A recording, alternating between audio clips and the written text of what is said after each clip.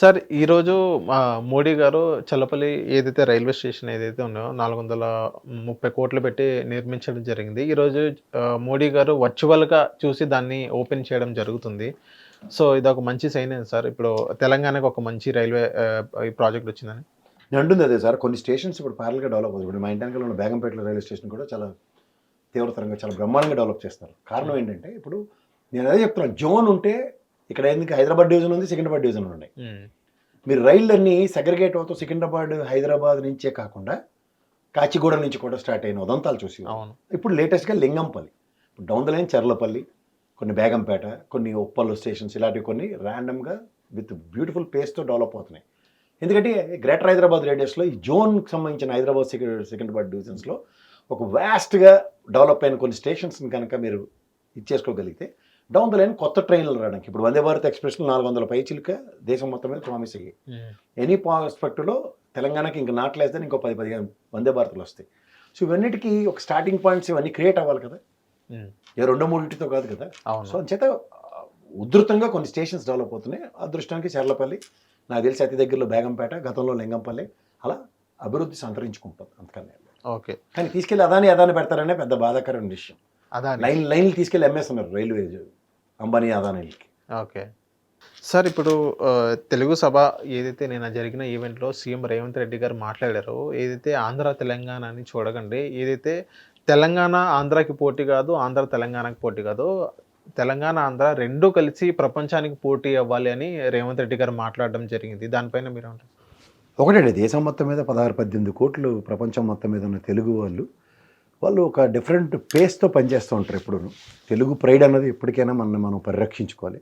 ఇలాంటి తెలుగు మహాసభలు ఇలాంటివన్నీ అమెరికాలో ఏదో తానా సభలు ఇలాంటివన్నీ వినివాళ్ళం, కానీ దేశంలో తెలంగాణలో కూడా ఈ విధమైన ఇనిషియేటివ్ అండ్ తెలుగు మహాసభలు మరి ఘోరంగా వెంకయ్యనాయుడు గారు, రావణ గారు లాంటి తెలుగు మీడియంలో అని మాట్లాడితే, ఎందుకంటే కవులు, కవి సార్వభౌములు వీళ్ళందరూ ఎలిమెంటరీ స్కూల్ నుంచి 10వ క్లాస్ చదివేదాకా తెలుగు మీడియంలో చదివిన వాళ్ళే వస్తారా, ఇంగ్లీష్ మీడియం చదువుకున్న వాళ్ళు అక్కర్లేదా అన్న కోణంలో ఆలోచిస్తే, అభివృద్ధి సంతరించుకోవడానికి ఒక లాంగ్వేజ్ మాతృభాషని పరిరక్షించుకుంటూ ప్రాస్పెక్టివ్ డ్రైవ్ చాలా ఇంపార్టెంట్. కానీ తెలుగు భాష అన్న కాన్సెప్ట్లో దాన్ని రెస్ట్రిక్ట్ చేయడం మాత్రం ఇట్స్ నాట్ అడ్వైజబుల్.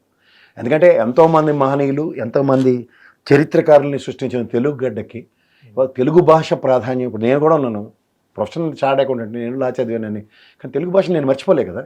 అవును, దాన్ని మనం అనర్గళంగా మాట్లాడడం అన్నది మన యొక్క ప్రాథమిక ధ్యేయం అండ్ ప్రాథమిక హక్కు కూడా.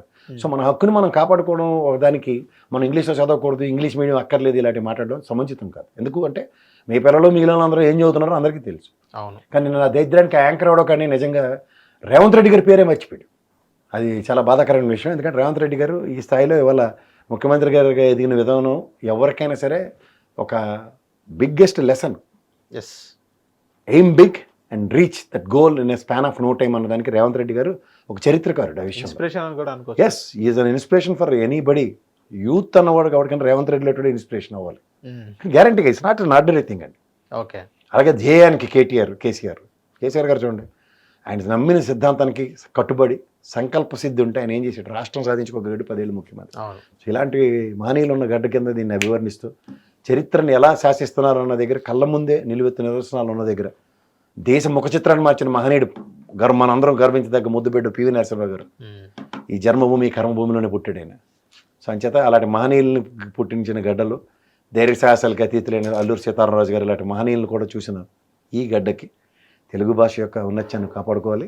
అలానే ఇంగ్లీష్ని మనం దేశం ప్రపంచం మొత్తం మీద యాక్సెప్టెడ్ లాంగ్వేజ్ని కూడా మన తెలుగు ప్రజలు నేర్చుకుని ఇంకెంతో స్థాయిలకి ఎదగాలి. ఎందుకంటే వాళ్ళు సత్యనారాయణ గారు ఇలాంటి మహనీయులు వాళ్ళు చరిత్రలు ఏ విధంగా శాసిస్తున్నారో చూసినప్పుడు బికాజ్ ఆఫ్ తెలుగు కాదు కదా, తెలుగు ప్రైడ్ కింద వాళ్ళు ఉంటూ అనర్గళంగా అన్ని భాషలు నేర్చుకుని చదువుకొని ఉన్నత స్థాయి చదువులు చదువుకుని, ఇలా పవన్ కళ్యాణ్ గారిలా చదువు మీద రవీంద్రనాథ్ ఠాగూర్లో నేను చదువు మానేశానని చెప్పిన అనవసరమైన విషయాలు పట్టించుకోకుండా తెలుగు జాతి గర్వించదగ్గ చదువుల్ని నేర్చుకుంటూ తెలుగు భాషకు మన్ని తేయడానికి మీరు చరిత్రలో తారస్థాయిలకు ఎదగాలని ప్రజలను కోరుకోవడం తప్ప తెలుగు భాషకి ఎవడు మచ్చ తీసుకొచ్చే ఉదంతలో నేను కూడా క్షమించాను. ఓకే.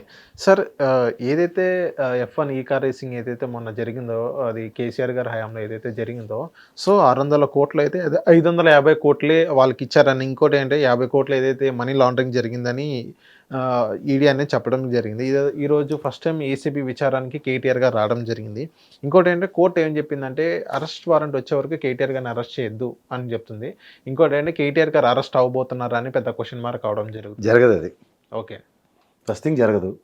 రెండోది ఏంటంటే ఇది ఒక పెద్ద అభియోగం. It needs to be proved. Okay. అంతేకాని ఏదో బట్టి గుడ్డెది సీల్ అన్నట్టు ఏసీబీ వాళ్ళు పిలిచారు, ఈడీ వచ్చిందని అడవడపడడం అనవసరం. ఓకే. ఇవి ఏమవుతున్నాయంటే రాష్ట్ర ఖజానా నుంచి ఇటు అటు చేతులు మారిన డబ్బులు. రాష్ట్ర ఖజానా నుంచే ముఖ్యంగా ఈ మున్సిపల్ శాఖ దగ్గర నుంచి ఆవిడ చేయబదులు ఇచ్చినట్టు డబ్బులు డ్రా చేసేవాడు ఎవడు, అంతంత హ్యూజ్ మనీ. అది కూడా ఇంటర్నేషనల్లో అది ఏ విధంగా ఇచ్చారు అన్నది ఎస్టాబ్లిష్ అయితే సగం మనీ లాండరింగ్ అన్నది దూరం అవుతుంది. ఓకే. ఈడీ కేసులో లేదు, ఇది డెలిబరేట్ క్యాష్ అక్కడ ఒక పాకెట్లో డెలివరీ అయింది అన్నది కనుక ఎస్టాబ్లిష్ అయితే then it leads to money laundering. Till such time ఏదో ఈ రాజకీయ నాయకులు చెప్పినట్టు ఎవడపడతాడు అవాకులు చెవాకులు పేలినట్టు అందరూ పేర్లేం. వెయిట్ చూడవలసిందే. Okay. So thank you sir మా హిట్ టీవీకి వచ్చినందుకు. హిట్ టీవీ యాప్ ని డౌన్లోడ్ చేసుకోండి. ఇందులో short news, live news, entertainment movies అన్ని అవైలబుల్ గా ఉన్నాయి. Please download Hit TV app. Hit TV app. Hit TV యాప్ని ఫ్రీగా డౌన్లోడ్ చేసుకోండి.